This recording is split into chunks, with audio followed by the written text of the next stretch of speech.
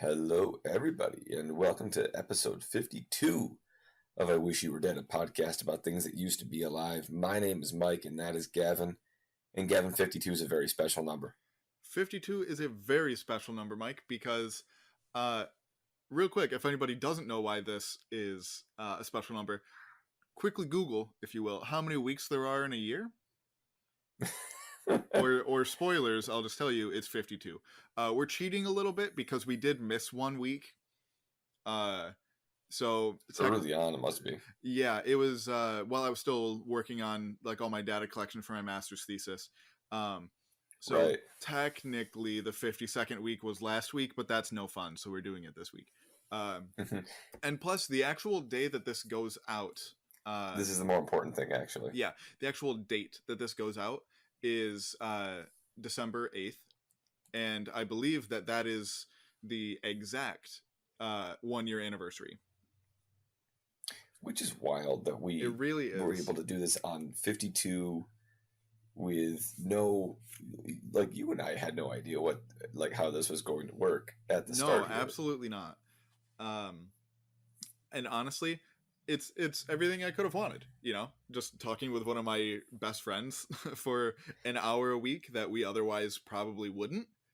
Right. Like this was the kind of thing we had been telling you to do, and we've mentioned this on the show before.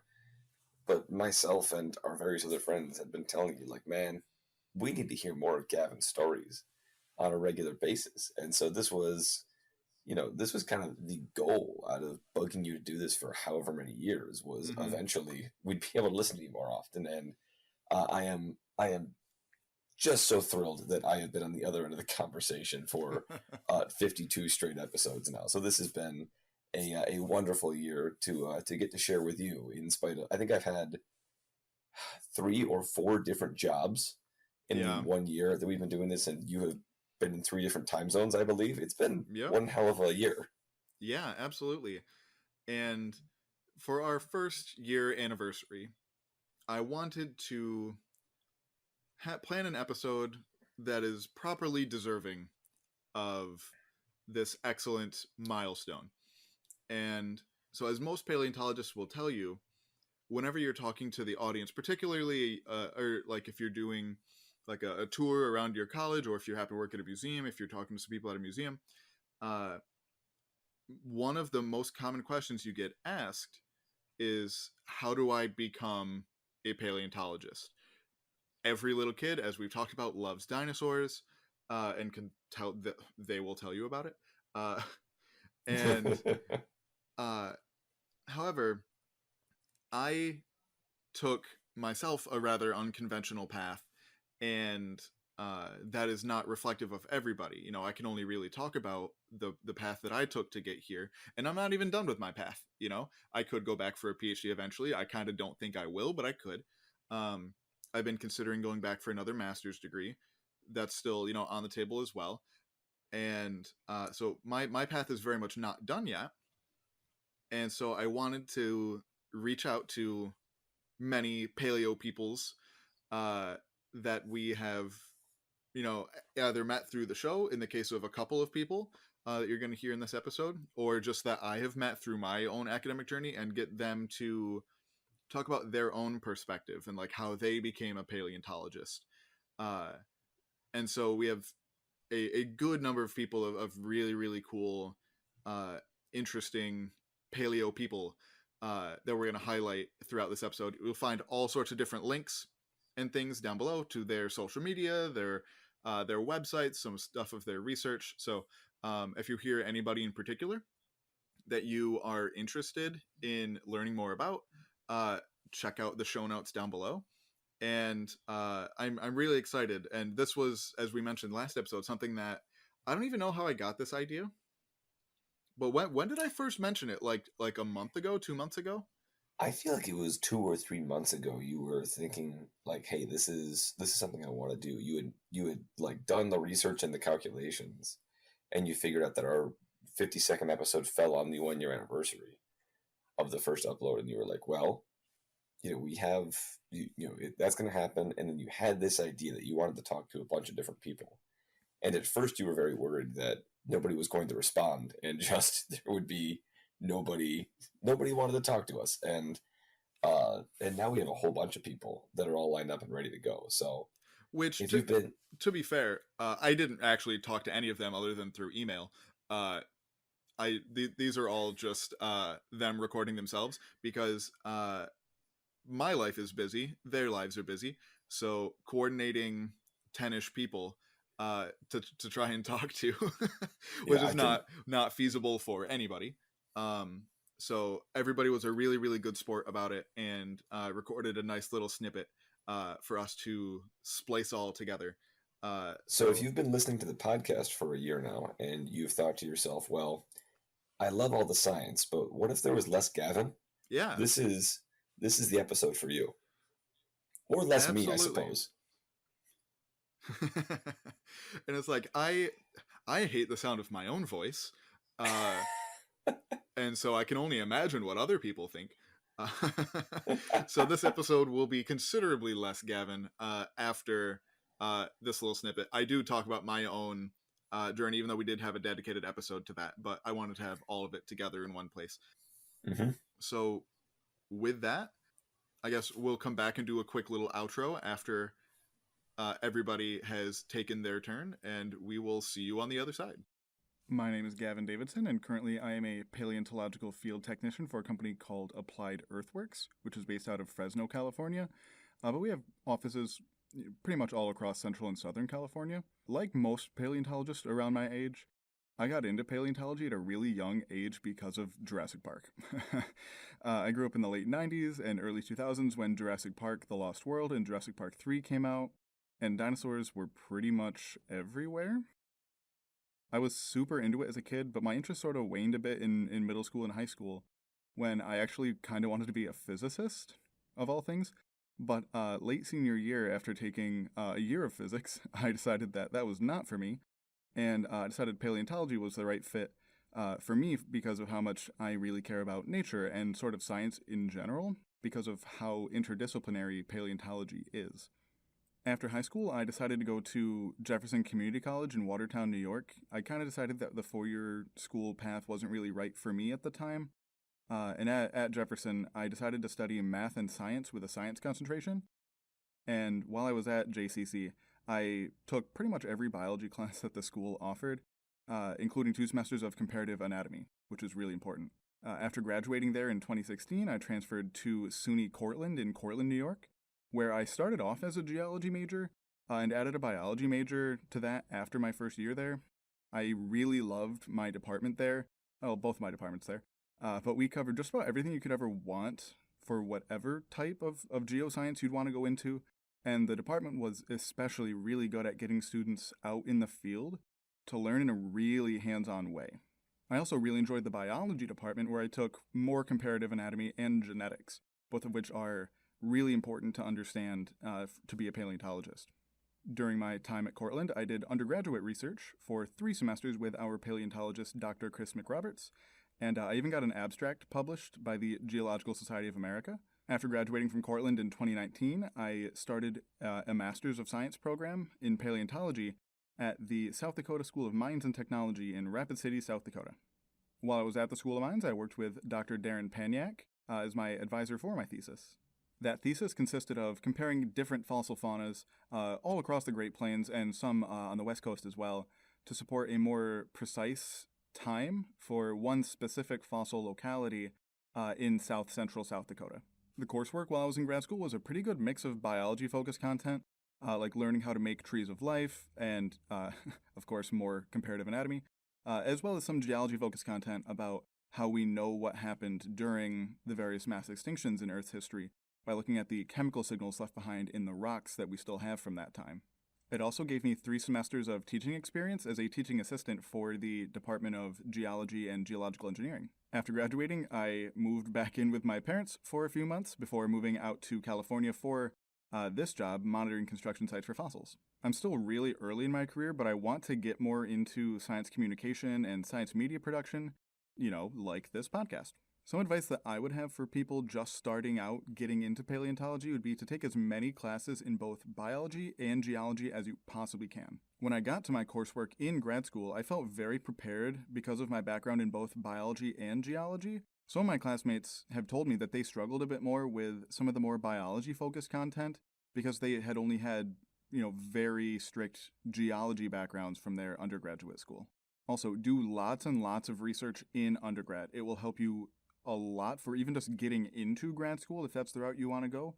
But even if grad school isn't for you, research experience in the sciences is really useful for just understanding how the scientific process works, which is really important for anybody, really important for everybody, honestly. But if you're doing any kind of work in the sciences, even if you're not doing, proper research work every day, understanding the scientific process is like absolute must. If you feel like checking out some more of me personally outside of the podcast, you can follow me on Twitter, which is probably my most active, social media sciencey platform, at Naturalist Gavin.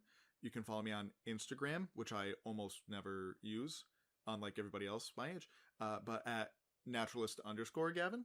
Or you can check out my blog, deepdigs.net, which we plug every handful of episodes, which I promise will be updating more frequently in the upcoming future, in the near future, even though it hasn't been updated in a while, but it will be coming soon this time, I promise.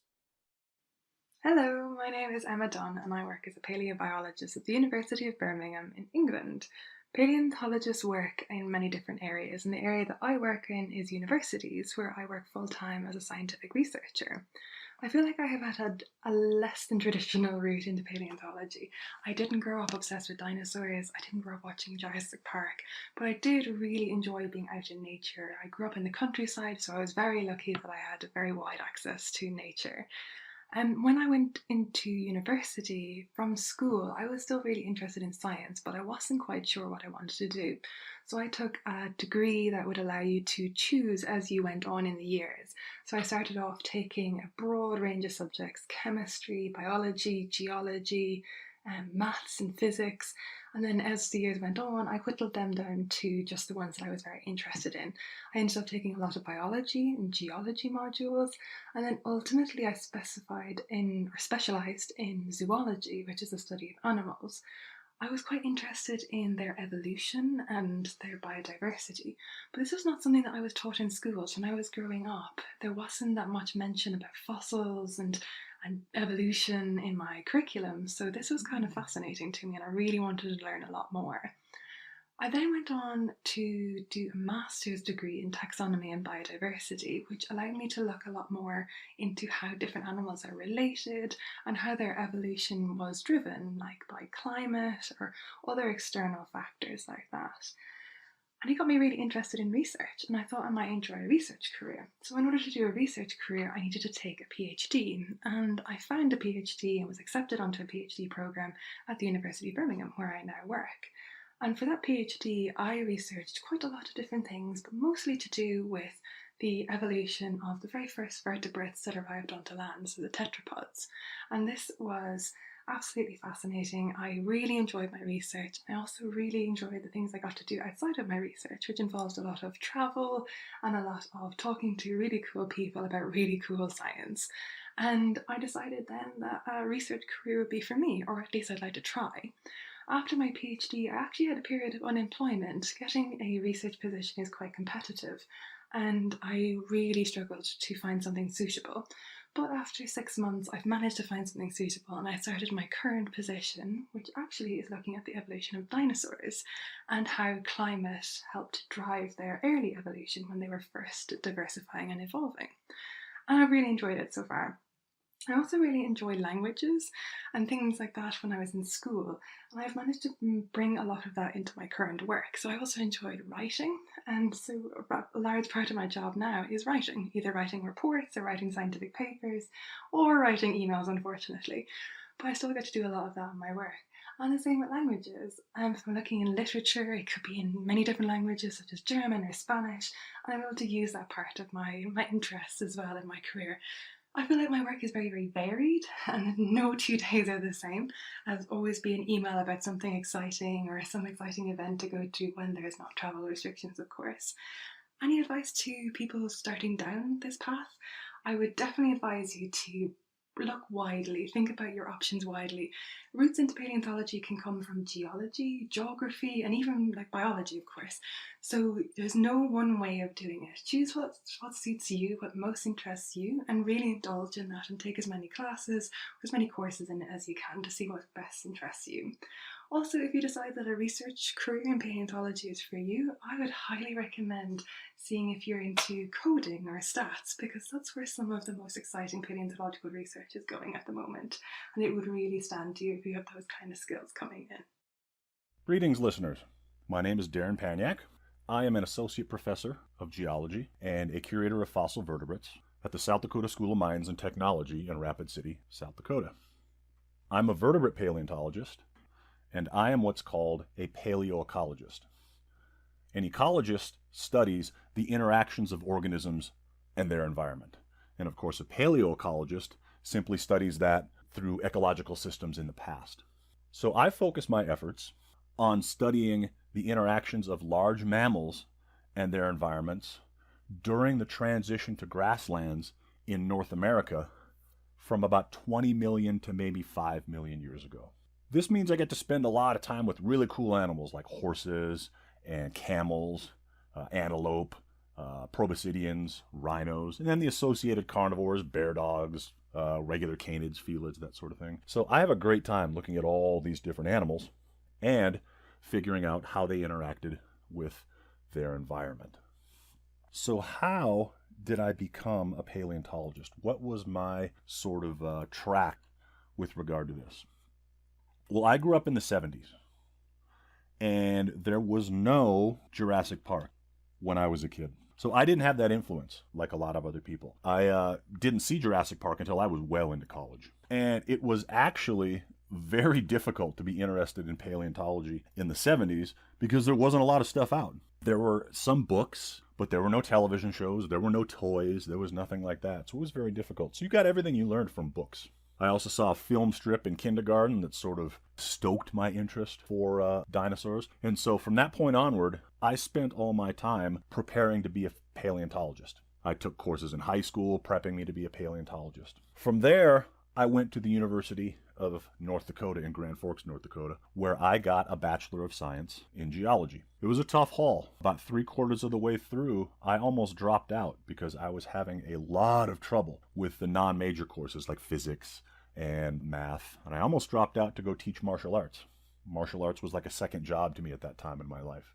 But I took a little time to think about it and realized that I wanted to be a paleontologist for a lot longer than I wanted to be a martial artist, so I stuck it out. Got my degree at the University of North Dakota, then went on to get a master's degree at South Dakota School of Mines and Technology, where I studied the sauropod dinosaur Camarasaurus. Finished up that project and got a fantastic opportunity to work with a very well-respected mammalian paleontologist at the University of California, Riverside, where I went to get my PhD. So worked with him, Mike Woodburn, on a project describing fossil mammals from a Miocene deposit in the Mojave Desert called the Barstow Formation. Finished that project up, got a postdoc appointment at the South Dakota School of Mines and Technology, and then I achieved the dream. My postdoc turned into a regular job. That does not happen very often. So I was exceedingly lucky in my career trajectory. That postdoc turned into a job in 2011, and I've been working here ever since.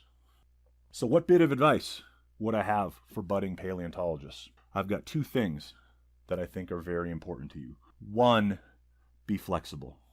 Don't devote all your effort to becoming the next leading raptor specialist, because chances are it's not going to happen. There's probably one job in the world where you're going to be able to do research on raptors. Be flexible. Be flexible on what you work on. Be flexible on how you work on it. Be flexible. Chase those opportunities as they arise. 2, 21st century paleontology is generally about becoming competent in a technique, not a given group of critters. Rather than focus on raptors or focus on dogs or whatever, focus on a technique. Focus on phylogenetic systematics. Focus on geometric morphometrics. Do what I do. Focus on field paleontology. If you do that, that's a much easier route to work on whatever you want. Best of luck to all of you. My name is Russ McRoberts. I'm a paleontologist and faculty member here at SUNY Cortland. I teach courses here in invertebrate paleontology, sedimentary geology, and Earth history, and also conduct research in several areas involving the systematics, evolution, and paleoecology of Triassic bivalve mollusks. Gavin, one of my former students here at Cortland, has asked if I'd be willing to talk for a few minutes about how I ended up in this career. I foolishly agreed, so here's a little bit of my story. I can say that as a child growing up in New Jersey, I never really thought about becoming a paleontologist. Sure, I liked the outdoors and thought dinosaurs and rocks were cool, but I never aspired to become a scientist of any kind. In fact, by the time I left high school, even going to college was not really on my radar. Instead, I went out west to find myself and worked a number of jobs, from slinging pizzas in Jackson, Wyoming, to driving an ice cream truck in South Seattle. Fast forward 5 years, and I find myself a geology major at the University of Wyoming. Although I was leaning towards the environmental side of geology, I was required to take the paleontology course, which I did my junior year. The paleontology course was then taught by Donald Boyd, an elderly gentleman scholar with a very sharp intellect and quite a dry sense of humor. I would most certainly say that Don Boyd lit the initial spark that led me to explore a career in paleontology, and without a doubt, had become an important role model in my career development. I went to the University of Montana for my master's and worked under George Stanley, who was and is the authority on Triassic scleractinian corals. My master's thesis research involved the systematic paleontology, paleoecology, and biostratigraphy of some weird clams from the late Triassic of northeast Oregon that seemed to have an affinity to low-oxygen marine environments.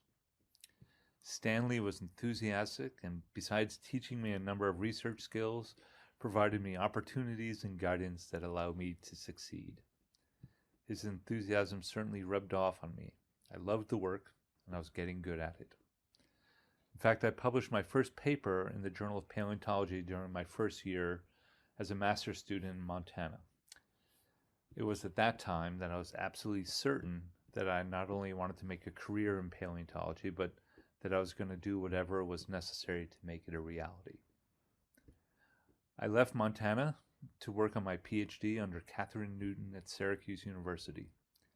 Newton was an authority of Triassic bivalves who had just published some groundbreaking research on paleobiogeography and biodiversity of Mesozoic faunas. Newton entrusted in me a substantial project on the biodiversity, paleoecology, and environmental change across the Triassic-Jurassic boundary in the Lombardian Alps of northern Italy. She had a positive influence on my development as a scientist and supported my research intellectually and financially through several graduate research fellowships. I got through an incredible and exciting 4 years at Syracuse, supported by Newton and my lovely and supportive partner, Jacqueline, whom I married a year into my PhD work at Syracuse. As was then and is now, the number of academic paleontology positions is quite small.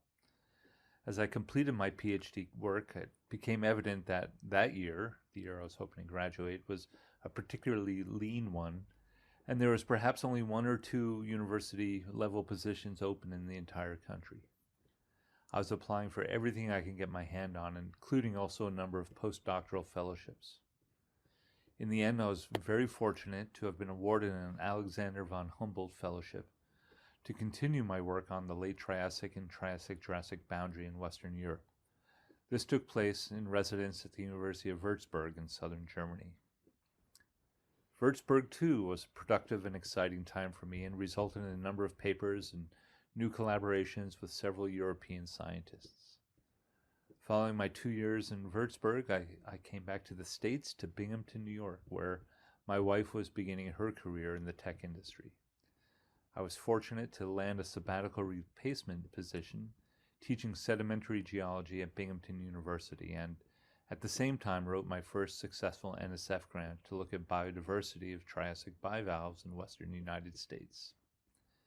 Having that teaching experience in Binghamton and a fair number of decent publications and also some grant money in hand certainly increased my odds of landing the newly opened position at SUNY Cortland, just up the road from Binghamton and just down the road from Syracuse. Cortland was one of only 3 positions open that year, and I was incredibly privileged to get the job. Perhaps a bit lucky. While a small undergraduate liberal arts school like Cortland wasn't where I thought I'd end up at, it was no doubt one of the best things that happened to me career-wise. The institution itself has afforded me every opportunity to excel in my academic work, and I also get great satisfaction working with undergraduate students, both in the classroom but also mentoring their undergraduate research projects. There's no other place I'd rather be. So that's a short version of how I ended up as a paleontologist, and I hope perhaps this can serve as an inspiration to future paleontologists finding their own way along this path. So thanks, Gavin, for inviting me, and I look forward to listening to more of your podcasts. My name is Nussaibah, and I am a PhD student in paleontology with a focus on the paleoecology of reefs. I think I'm one of the people who fell into paleo by coincidence and just stayed, well, at least for now. I am originally from the island of Mauritius, and the closest thing we have to fossils are dodo bones, which, to be honest, are not even fossils. I had a really unconventional path into paleontology. For my undergraduate degree, I studied geography, which consisted of both physical and human geography, so it was basically a mix of the natural and social sciences. Already then, I had an interest in issues related to climate change, and for my bachelor thesis, which is basically a project that you have to do in your final year, I used some climate models to make some simulations. After my bachelor degree, I worked a little bit in Mauritius as a conservation biologist with modern dinosaurs, so basically birds. I later went on to do a master's in physical geography, where I continued to focus on climate change research using a data-centric approach. During this time, I applied to several PhD programs, but was quite unsuccessful. I also moved to Germany during the same period for personal reasons, and because of how much I was struggling to find something, I decided that this was not going to work out and started to apply to non-academic jobs instead. This was proving as hard to get as academic jobs.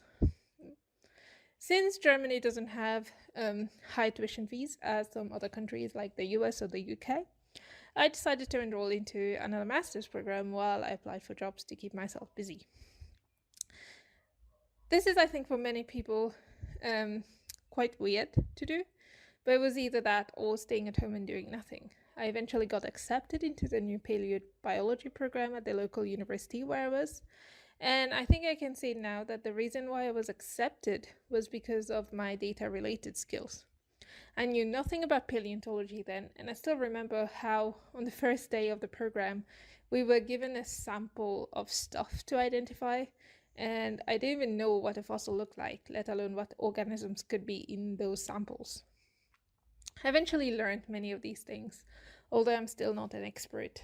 I had a lot of support from my classmates and members of the teaching staff, but I also think I was able to bring some skills that are not traditionally taught to undergrad paleontologists, at least not yet. So we all learned from each other. I also realized how close paleontology was to my previous climate change and conservation work, and how much it had to offer in terms of understanding these issues. So here I am, 4 years later, in my final year of my PhD, studying how the geological record can provide us with information on coral conservation. My advice to anyone wanting to study paleontology is that you do not have to do an undergraduate degree in geology or paleontology to be a paleontologist. Basically, it's never too late. Paleontology encompasses so many other fields like biology, ecology, climate change, data science, geography, and the field is evolving, and I think it has potential for a lot of interdisciplinary research, which is what I do. So if you're interested in paleontology and already studying something that is mildly related to it, go for it. And there will be people to support you. You will not be alone. I hope you do it. Bye. Hi, my name is Dr. Thomas Clements, and I'm a paleontologist over in the United Kingdom. So my specialty is that I'm a taphonomist. Taphonomy is the study of how things turn into fossils. So I'm very interested in how soft, squishy animals turn into fossilized remains. And in particular, I'm very interested in fossils that have soft tissues. So that's fossils that aren't just bone, but also are fossilized skin, muscles, sometimes internal organs, eyeballs. How did I get into paleontology? I got into paleontology in a slightly unusual route.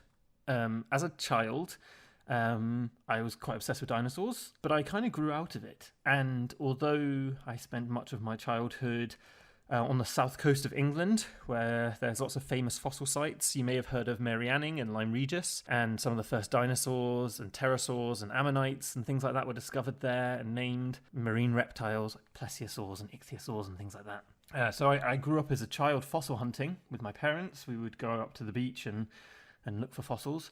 So although I had an interest in those things, it wasn't anything I had considered as a career. And I wasn't super interested in anything to do with that, actually. I kind of wanted to be a doctor.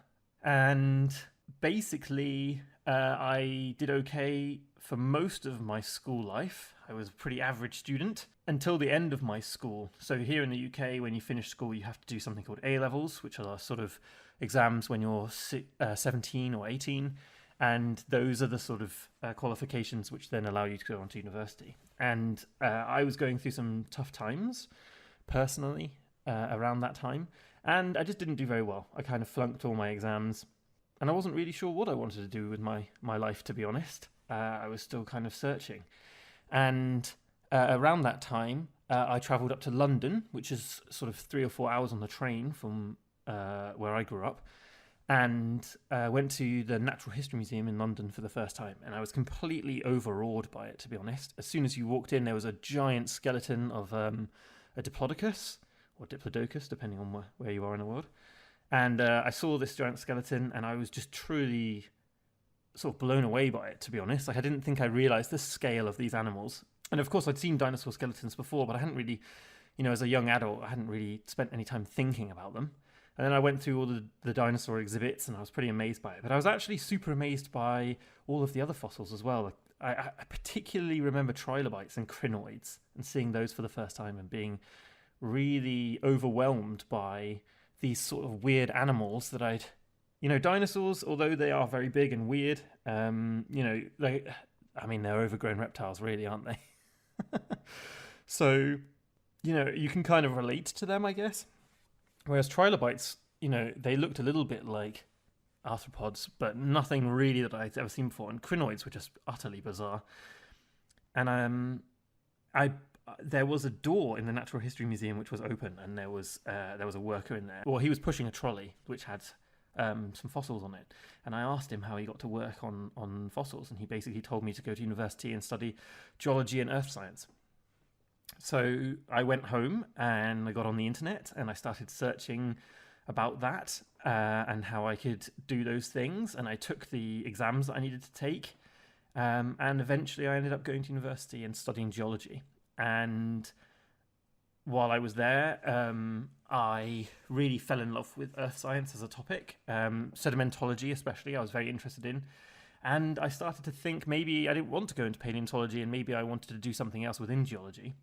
But I decided to do a master's degree in paleontology anyway, just to sort of get my foot in the door. And I really fell in love with the subject there. And it was there that I found out about taphonomy. I learnt about the science behind how organic material turns into rock. And it really clicked for me then because it combined all of my interests. It combined paleontology and biology, but it also combined geology and geochemistry.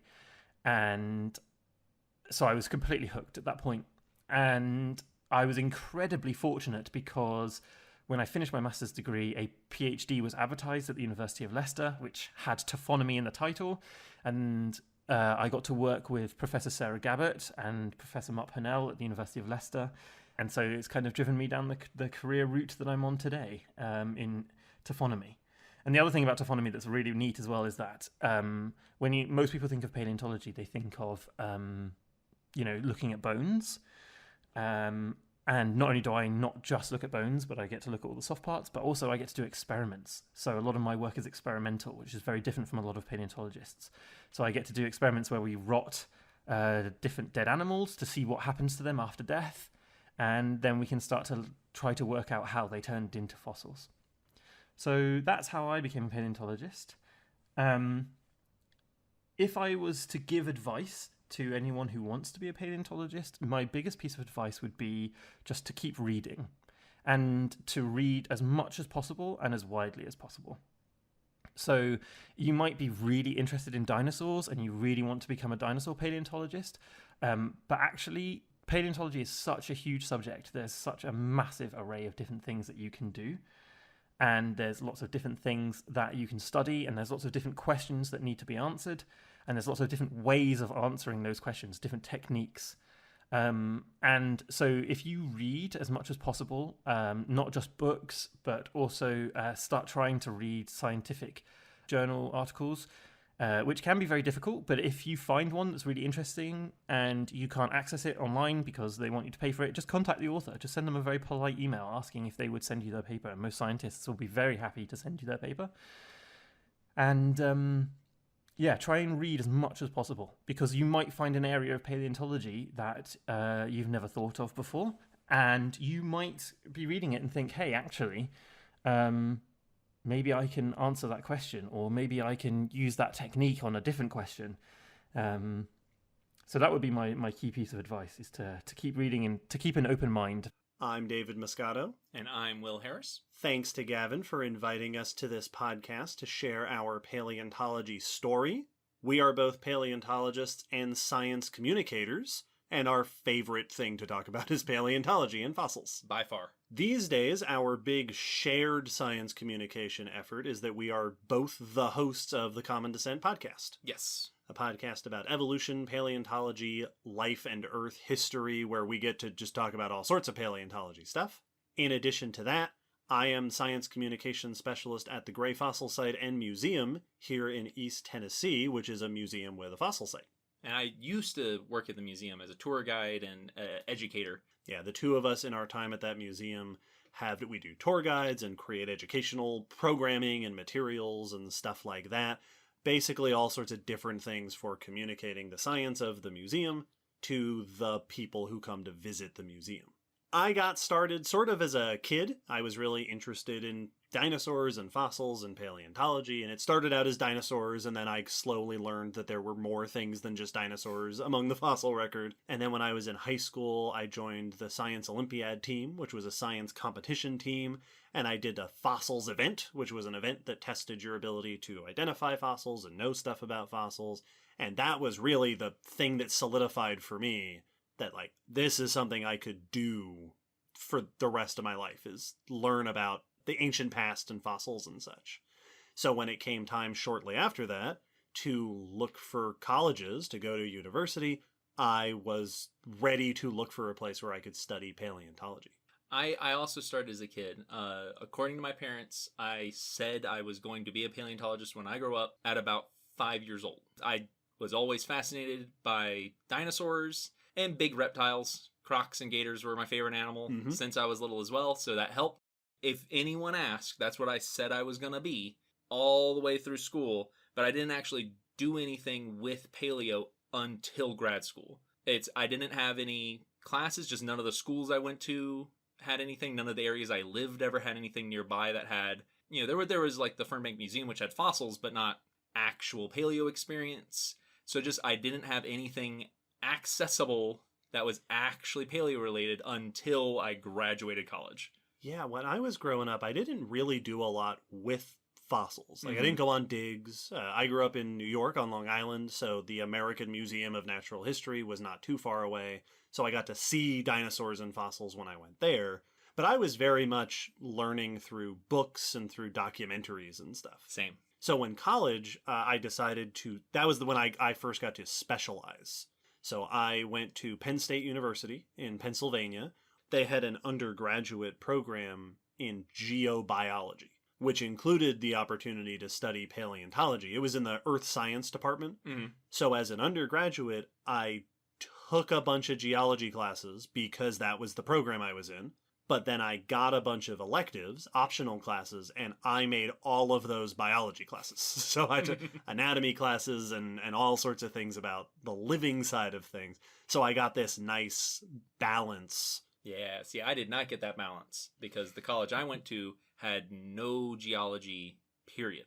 We had a biology department, and there was not a geologist in that building anywhere. So I didn't have any geology. It's purely biology. I just would focus everything. I would just skew everything. Nothing of it was paleo. But whenever we got a chance to do a report on something, I would often ask my professor of like, hey, we're supposed to do a report on a bird. Can I do it on terror birds? Right. Can I do this extinct thing? Yep. I would just always ask if I could do an extinct thing. And it was actually one of my professors who said, you really like doing fossil groups. And I went, yeah, well, that's what I want to study. She's like, you know, there's a fossil site not 5 hours north of here. And that's what eventually got me to actual paleo stuff. I got my start in doing paleo stuff as an undergrad, and the way that it happened was that I talked to a bunch of the different professors, and I found who the paleontology researchers were. And it was my freshman year that I was talking to some of the students, and then one of them went, oh, well, let's introduce you to Dr. Russ Graham, who's the vertebrate paleontologist. And I met Russ, and he was like, well, we're going digging this summer. Do you want to come? So I said, yeah, and that was my first dig as we drove out to the Black Hills of South Dakota and dug for late Pleistocene stuff, very, very late Ice Age stuff. And then the next year, I had gotten to know the other paleo students, and they had all these cool research projects. So I went to Russ and I said, I want a cool research. Is there anything I can do? Like, everyone's doing this cool research. Me too. Yeah, I also like this. And he said, well, the cave that we dig in South Dakota, we've got all these little salamander and snake bones. Do you want to do that? And that became my undergraduate thesis project, was identifying snake and salamander fossils from this fossil site. And so over the course of my undergraduate, I got to go to a couple of conferences. I also went on a couple of digs. So I went on another dig in Colorado. You see, I jumped into all of that cold going into grad school. I had never been to a conference. I'd never been to a dig site. All my paleo intro was actually once I started grad school at ETSU. So we both went to the same graduate school, which is where our two stories intersect. Yep. At East Tennessee State University by the Gray Fossil Site. Yep. We got to do digging, we got to do work in the labs, and we got to do research. Yes. I did some research on some Gray Fossil Site fossils. I did some research on turtles and snakes. And then my thesis project was actually on a lizard fossil from San Diego, identifying what it was and describing it and writing up a description of this particular individual fossil. Yeah, my main research was my thesis, which was actually not fossil. It was modern alligator, American alligator material, looking at their growth phases and how their skull changes shape as the animal grows. And at the museum, we also both had the opportunity to do tours and doing educational programs and doing outreach and interacting with the general public. I also was a TA, a teaching assistant, in the graduate program, so I got to teach undergraduate classes. You were over at the museum most of that same time. Yeah, so I was doing tours, I was doing outreach, I was doing summer camp. And it was during this time that I think we both had similar conversations and realizations. My thesis advisor, Dr. Jim Mead, sat down with me towards the end of my time at grad school, and he said, you know, you seem to really like the teaching. That's an option. You don't have to keep going in academia. You don't have to go on for a PhD. This was a master's program. He said, you don't have to go on for a PhD. And I remember thinking that it was really nice to hear one of the academic scientists say that out loud. Yes. To say, hey, it's okay if you do something different. And I decided that, yeah, I like the education stuff better than I liked research. So then I stayed at the museum doing educational work for a year, and then I spent a few years working at a nature center back up in New York. And then I spent a few years after that doing science writing and just sort of trying out a variety of different science communication formats. Yeah, and I had the same realization. When I finished my thesis, the way I often describe it is it was incredibly satisfying to have created this thing and to have finished this research, and I was done. Yeah. I was done with it. It was not for me.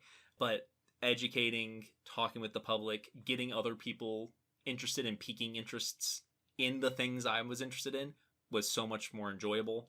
And I also went off and did other things. I worked at aquarium in Florida for a while and tutoring math currently, in addition to working on our podcast. Yeah, 2017, we came back together. Yes. And we decided to pool our efforts to creating an educational podcast about paleontology. So both of our paths are a little different from a lot of people in that we both knew what we wanted to do before we got to college. Yes. And we both were on the very traditional path. Yes. Go to high school, go to undergraduate, take a bunch of science classes, go to grad school. But not everybody gets into paleontology that way. A lot of people come in different avenues. But my number one piece of advice for people wanting to get involved has always just been look for whatever opportunities are available to get involved, whether it's at school, whether it's asking a professor what you can do, or looking for volunteer positions at a museum, and tell the people around you what it is you want to do. Yeah. Like, most of my biggest opportunities came from saying to a parent or a teacher or a professor, this is what I'm interested in and this is what I want to do. And then if every now and then one of them going, oh, I actually can help you do that. Yeah, I have a route for you. I mean, that's what happened to me with my professor. Her mentioning it and then saying, well, I went to ETSU and there's a fossil site there. Yeah. Getting involved and then talking to the people that are associated with them is a great way to find unknown paths. Because that's, if you just go with the obvious path, it may not always be the convenient one. And it's also a good way to start getting to know other people who are similarly interested and building your network. Mm-hmm. Because you don't want to do it alone. It's good to have friends and to have support and to have colleagues. That's usually my big piece of advice for anyone who wants to get into it. Yeah, absolutely. So best of luck to anyone listening who might be interested in getting into paleontology. We're rooting for you. Yeah. We hope that this has been helpful and interesting for people. If you want to hear more about us and our current paleontology endeavors, you can find us on the Common Descent podcast. You can listen to the podcast or find us on social media. And thanks again to Gavin for inviting us to share our story. Yeah, it's been a lot of fun. So, once again, a huge, huge, huge thank you to everybody who helped me out with this episode. If you are, like I said, you are interested in what these people are doing, whether it's some of the more actual, pure sciencey things, research and things, or the different kinds of, activism or media type things that they are doing, you'll find all sorts of links down in the show notes. And once again, I cannot say how thankful, at least I am. I'm not going to speak for Mike. But yeah, I just want to say, we were kind of going through this episode, and then I'm kind of reflecting on 1 year, and I am not overly nostalgic or anything. This is certainly a small time podcast, but it's something I am proud of, and I'm glad that I got to play a part in. And I was just thinking, and I have a broader point to this, but on the 1 year anniversary, I know we had thrown around a bunch of different names. Do you remember how we actually settled on I Wish You Were Dead, a podcast about things that used to be alive? I have no idea. Because I know we were throwing around like some puns for a while. Oh, I do. I do actually. So we, fourth wall, we have a Snapchat group chat that has been running for 5 years, 6 years? I believe it was since like January 1st, 2017, but I could be wrong about that. So coming up on 5 years. But the group is called Super Awesome Squad. No idea why we called it that. Or SAS for short. And shout out to Shay. Yeah, our friend Shaylin came up with that. And so I think I reached out, just sent a thing in our group chat, and I think it was our friend Kevin. Kevin, well, I'm not going to dox him, but the one with the brother? No, the other one. We have two. We have two Kevins in that group. The older of the two Kevins. Yes. And this was his idea. I believe so. So thank you very much, Kevin, if you happen to hear this episode and make it to the end. Absolutely, Kevin. Thank you very much. Thank you for everyone for listening. And I just want to make sure that I'm very explicit as my girlfriend's dog shuffles in the background, that for everybody that joined on this podcast, I do not wish you were dead, and I'm very thankful that you played a part in our 1 year anniversary on our one little niche corner of the internet. Absolutely. And, the podcast is going to keep trucking for the foreseeable future. We created a new Google Doc because we've been using the same Google Doc for every episode of the past year. And it's a gigantic mess. Let me look and see how many pages it is. Is it up to 50 yet? It is 58.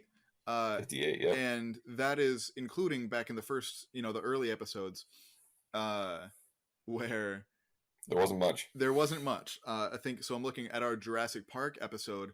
That was maybe a quarter of a page worth of bullets because it was mostly just me rambling about Jurassic Park for an hour. Whereas the 600 million years in 60/120 minutes, that took up... let's see. That was a good amount. I'm scrolling. This is great radio. Like 7 pages for 2 episodes. There's a reason why those episodes are literally just me talking nonstop and Mike just being like, cool. Yeah, so, I think again, I not find the way I prime, ask my questions. not prime radio, but I think we've both gotten a little bit better at this as we've gone on, and here's to 1 more year. Absolutely, and a new Google Doc. And a new Google Doc. This has been the 1 year spectacular of I Wish You Were Dead, a podcast about things that used to be alive. You know who we are, and we're looking forward to seeing you next year. Take care, everybody.